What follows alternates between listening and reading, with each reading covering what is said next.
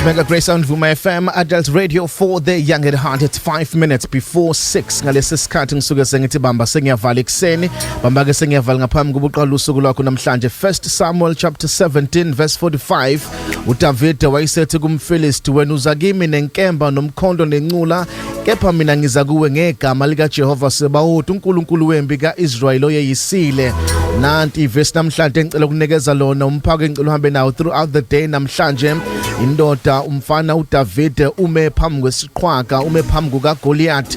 Amadoda amakhulu naziwayo ukuthi ayanqoba sehlulekile. Le ndoda enguGoliath isiphume for 40 days and 40 nights ithuka impi kaNkulunkulu. Nabantu kade bethenjiwe sebeyasaba baze babuyele emumva. Kubonakala umfana omncane oqhamuke kwaLusene eqhamuka ezoma phambi kwendoda enkulu esajwa amasosha athenjiwe. Mayiqhamuka lo mfana omncane uGoliath uyitshela ukuthi uzoqeda ngalomfana kanti akazi ukuthi lo mfana kahambi yedwa. Khona uNkulunkulu namandla kahamba naye. Mayiqhamuka uGoliath uqhubeka nokumthuka thuke nemi kaNkulunkulu.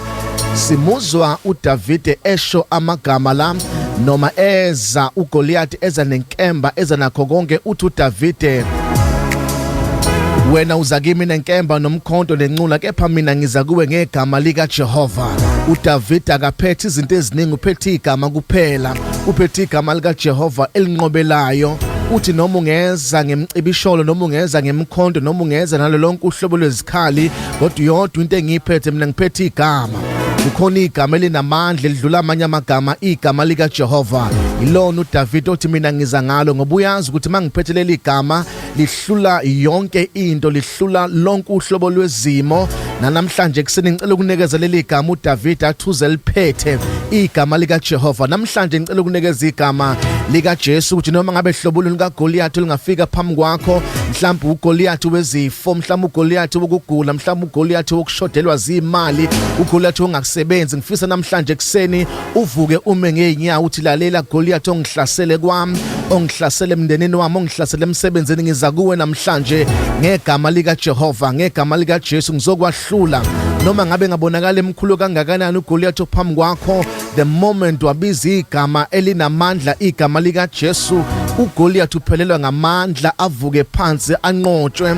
Anginendaba ukuthi waziwa kangakanani uGoliath uhlupha impilo yakho. uDavid akazange abuka ubude bukaGoliath, wabheka ubukhulu bukaNkulunkulu bakhe. Wangabuka ukuthi le ndoda isabisa amadoda angakanani, ungabuka ukuthi isifo obhekene naso sesibulela abantu abangakanani, nesimo obhekene naso sesihlula abantu abaningi kangakanani.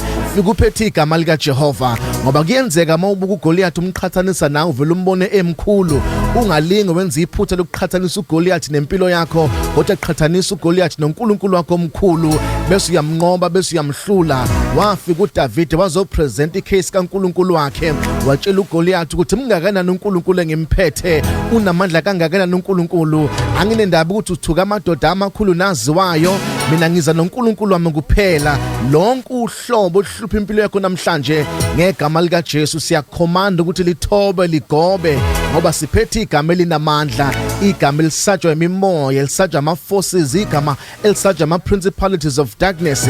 Ngikunikeza lona leli gama namhlanje, hloma ngalo. Usuhlome ngezinto eziningi zangakusiza namhlanje. Nansi weapon of mass destruction, nansi nuclear weapon engicela uyisebenzise. Hlohla lesi sibhamu esikigama lika Jesu, make yavuleleka ibullet yaso, akukho sithe siyoma phambi kwakho, konke kuyothoba kuyogoba ngoba linamandla. Igama livunywe imimoya, lavunywa ngabantu, linamandla leli gama. Sebenzisa lona namhlanje ukuthi lonke uhlobo likaGoliath ophambi kwempilo yakho athobe aguqe. Uthi uDavid, mina ngiza ngegama. Ungeza ngezinto eziningi, ungeza ngokugula kodwa mina ngiza ngegama. Ungeza ngokusola umsebenzi kodwa mina ngiza ngegama. Ungeza ne-stress nange-anxiety kodwa mina ngiza ngegama elinamandla. My name is Phumlani Nkwanyana. You are blessed, you are favored, and you are set apart. Good morning, Mega Grace.